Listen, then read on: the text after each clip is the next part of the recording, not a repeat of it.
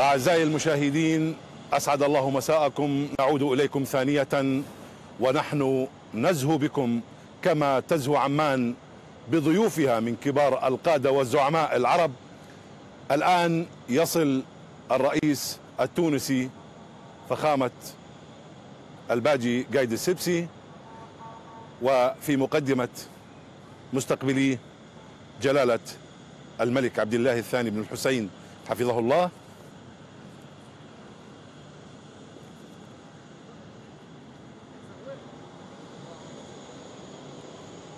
حيث يصطحبه جلالته إلى منصة المراسم،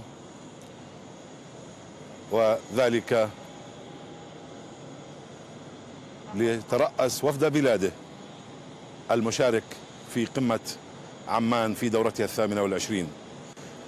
يصافح فخامة الرئيس التونسي كبار مستقبليه من المسؤولين الأردنيين.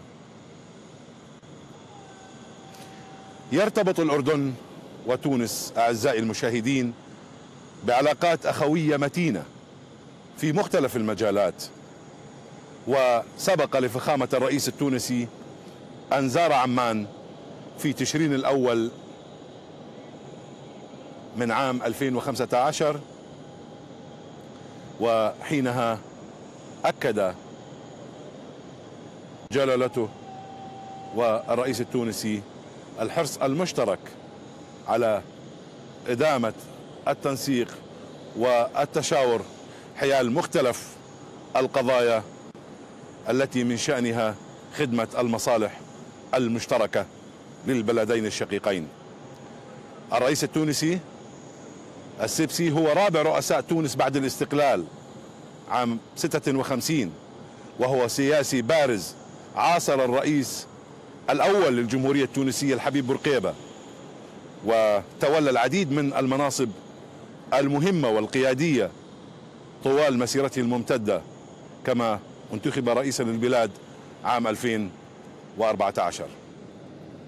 حرس الشرف، سلام، قف.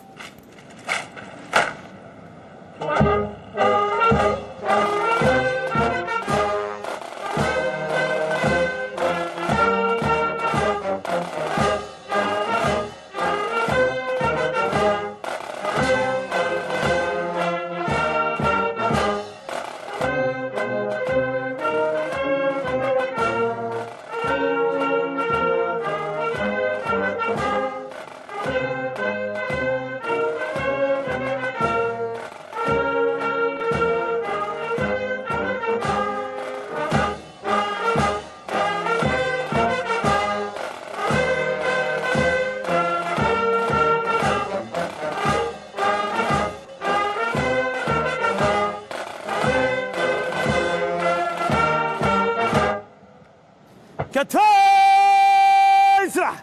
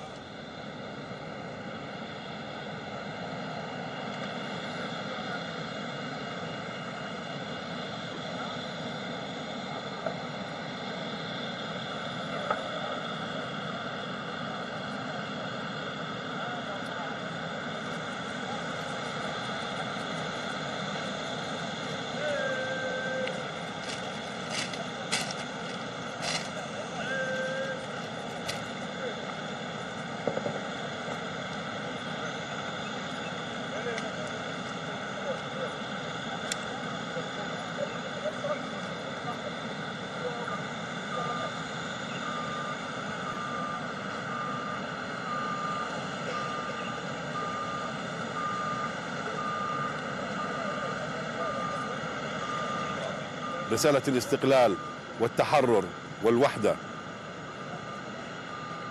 جلالة الملك يتبادل الحديث مع أخيه فخامة الرئيس التونسي، والعلاقات الأردنية التونسية هي مثال في العلاقات بين الأشقاء، فهناك الكثير من البروتوكولات والاتفاقيات التي أبرمت بين الجانبين والتي أسهمت في تعزيز هذه العلاقة عبر العقود الماضية.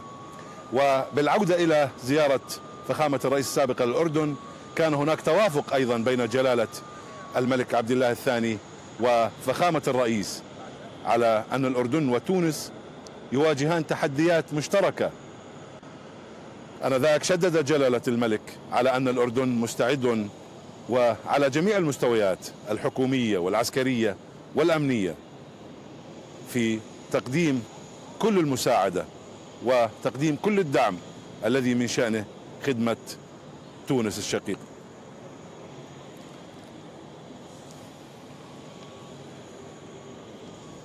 مشاركة الرئيس السبسي في القمة هي تعبير عن الحرص على تطوير وتدعيم العمل العربي المشترك، خصوصا في هذه الظروف الحرجة التي تتطلب المزيد من التعاون، تتطلب العديد من التنسيق لمواجهة مختلف التحديات التي تمر بها الأمة العربية. نعود بكم ثانية إلى الاستوديو في التلفزيون الأردني، فإلى هناك.